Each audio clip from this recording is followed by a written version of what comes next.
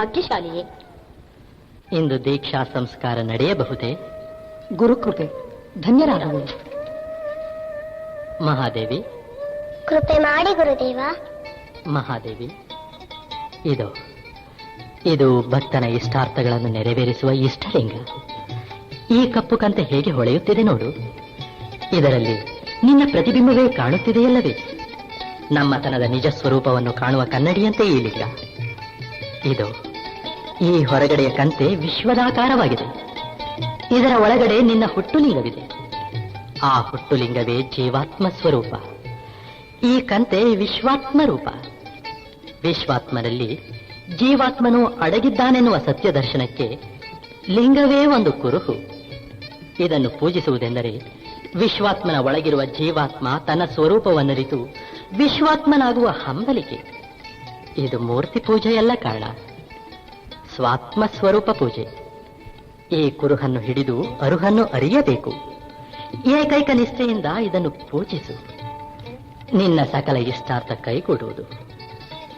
ಓಂ ನಮಃ ಶಿವಾಯ, ಓಂ ನಮಃ ಶಿವಾಯ, ಓಂ ನಮಃ ಶಿವಾಯ.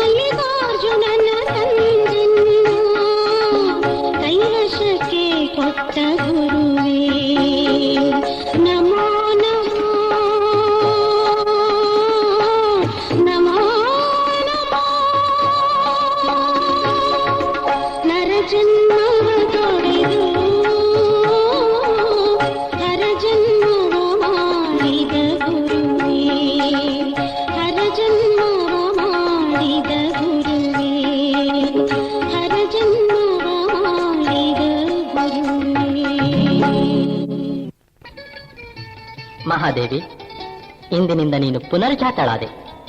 ನರಜನ್ಮ ದಾಟಿ ಹರಜನ್ಮ ಪಡೆದೆ. ಮರವೆಯ ಜನ್ಮದಿಂದ ಎಚ್ಚೆತ್ತು ಹರ ಸ್ವರೂಪವನ್ನರಿತು ಹರನೇ ತಾನಾಗಿ ಪರಿಣಮಿಸುವುದೇ ಈ ಪೂಜೆ ತಂದುಕೊಡುವ ಪರಮಸಿದ್ಧಿ. ಶರಣ ಸತಿ ಲಿಂಗಪತಿ ಎಂಬ ಭಾವವೇ ಶರಣ ಮಾರ್ಗದ ರಹಸ್ಯ. ಶ್ರೀಶೈಲದ